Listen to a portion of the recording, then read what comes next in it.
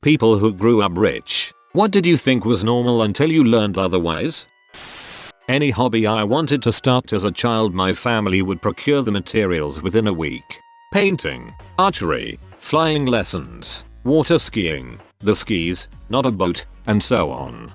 Anything I wanted to try, my parents would make sure I got the opportunity. It took me a while to realize what an incredible gift that was.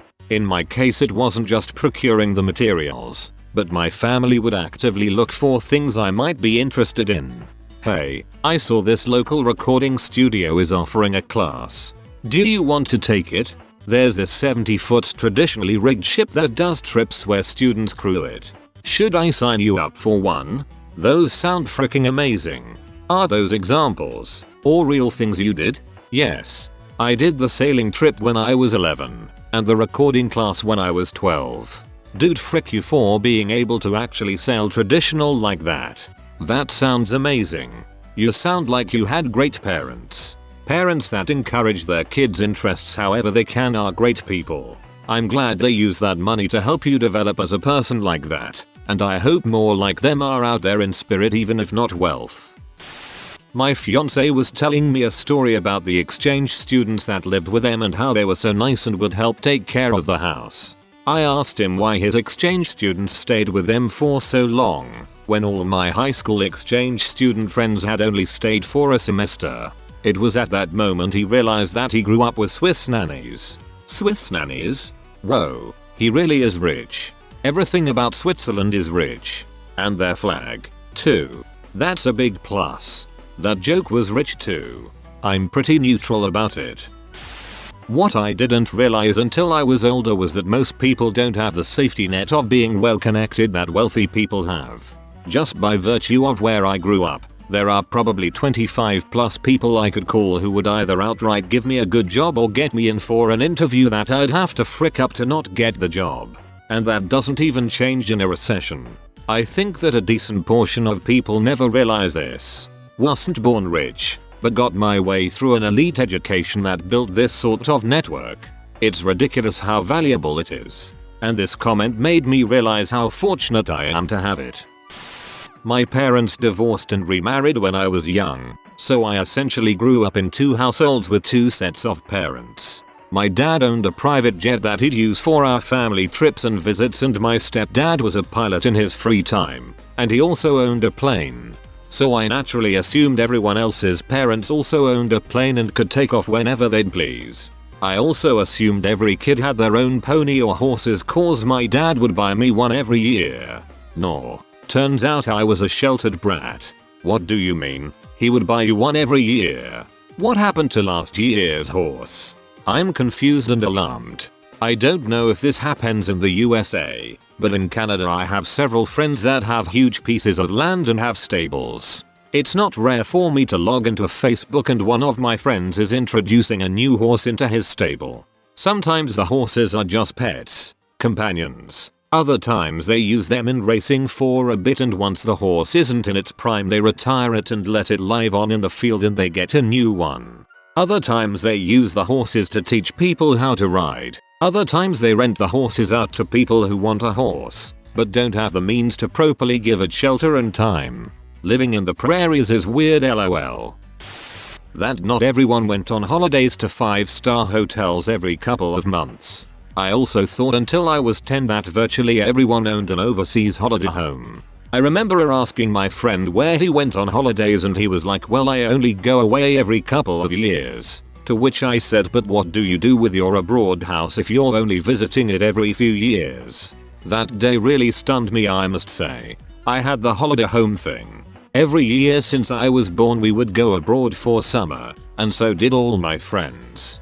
As far as I knew, everyone had a second home they would go to for summer. I did learn around age 11 or so that this wasn't the case. However, I didn't learn until my first job that you can't just get a month off for summer like my dad used to do every year. I put in my holiday request form and my boss just laughed. He offered 2 weeks at most. My world came crashing down. When I told my dad about the holiday home thing, he sat me down and gave me some home truths. The day my childish innocence ended. See, people judge, But if something is everyday and normal to you, then of course you're not going to be able to properly assess things as a kid. Pretty much all my friends flew to a different place for summer like I did, and had second homes. Why would 10-year-old me think this is special when really it was just what happened during summer? Gifts during Christmas, chocolate eggs during Easter, flying to the second home for summer. It's just how it is until you're properly exposed to other people's lives, which doesn't happen much when you're just a kid who is limited to interacting with whoever their parents expose them to. Normal is all about perspective. Adults have money, right? I wanted a new toy, but dad said we had no money for it. I said just go to the bank for more. Apparently money is a little more complicated than that. This was also the time when my brothers and I would buy and sell each other toys for very small amounts of money like 50 cents or $1. The funny thing was we always gave a few coins back to someone that bought something as change even though we both counted it out exactly. LOL, kids are basically little disabled people. Not rich, but my mum was a hostess, so I had all those special airplane tickets which would allow me to travel for a fraction of the price. I literally used planes like a bus. My best was a weekend spent in Kinshasa from Paris. 2 8-hour night flights. It ended at 26 and I discovered pain. It ended at 26 and I discovered pain. That went dark fast. Someday I'm going to write a book that includes this line. That our maids didn't have maids at their home. Till I was like 7 or 8. I firmly believed every single house had 3 maids. Like we did. Basically an endless loop of sorts. I always knew there were really poor people, because my parents have always done a lot of charity, but it took me a while to realize that the middle class exists. It sounds stupid when I put it that way, but it simply didn't click that just because someone has a relatively nice house and doesn't need charity to survive. That doesn't mean they can take 2 months to do an unpaid internship in a foreign city, a fact which was rightfully, but still bitterly thrown in my face by a friend. The unpaid internship is always something I think about. So many people are talented, but they can't afford to take an unpaid internship. And we know it's not what you know, but WHO you know, and we generally meet these people on internships. So not only would you get the chance to have that work experience, but you also get the chance to expand your network.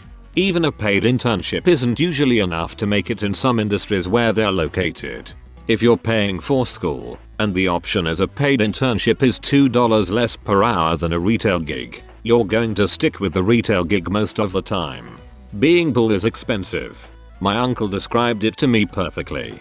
If someone gives you $5,000, you're going to spend it almost immediately on rent, tuition, groceries, and maybe a small fun thing that you can now afford. If someone gives me $5,000, I'm going to put into my bank account and ride the interest. Many things. Chandeliers and all marble floors are expensive items. Not common. Chauffeurs and chefs are very useful people. Having an attached bathroom to every bedroom. Gated house with 24/7 armed security. 4 lawns. Indoor cycling tracks. We had them within our property. Not inside the house. Just inside the gate. Personal small zoo. I had deer. Monkeys. 30 pairs of pigeons, etc.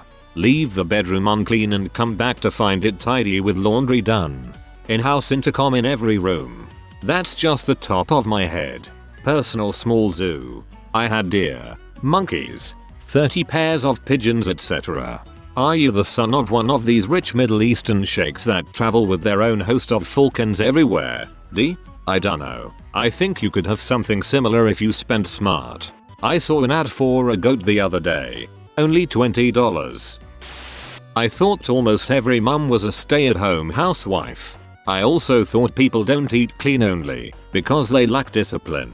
Only when I got older did I realize that not everyone has the time and physical energy to cook almost every meal, nor the money to buy healthy stuff fresh and make them taste good. INB for lentils. Lentils are disgusting. Plus, after too many itty days, comfort food can be the only reprieve. Plus, after too many itty days, comfort food can be the only reprieve. See, that's the part I think a lot of people don't grasp. They think not eating healthy, or being fat, is a moral failing indicating you lack willpower or self-control. The truth is, everyone has a limit to how much willpower they have, how much self-control they have, how much bullet they can tolerate. The less stress you have in your life, the easier it is to say no to habits that are unhealthy yet pleasurable. The poor have more vices than the wealthy, because their self-discipline and willpower was used up on having to work 2+ city jobs, where you have to ass kiss your boss and customers all day, just to make enough money to barely scrape by. You get psychologically beaten down all day. The appeal of a Big Mac meal, or a cigarette, or a few too many beers, starts to get a lot more powerful. Yup, I totally agree. If someone looked at my teenage years, they might bizarrely conclude that I had a lot more willpower on summer breaks, but of course that's not true. It's just because I had nothing else to do then but get fit. Almost everyone has the energy to diet and exercise and find the best diet, exercise, if that's all they have to do. I feel like rolling my eyes at celebs who talk about how much discipline and willpower it takes to be hot like them. I mean, if we were all paid to do nothing but be hot, we'd all be hot. Right now, I have one decent job, and I'm reasonably healthy. I can't imagine having 2 crappy jobs and keeping up the same level of fitness.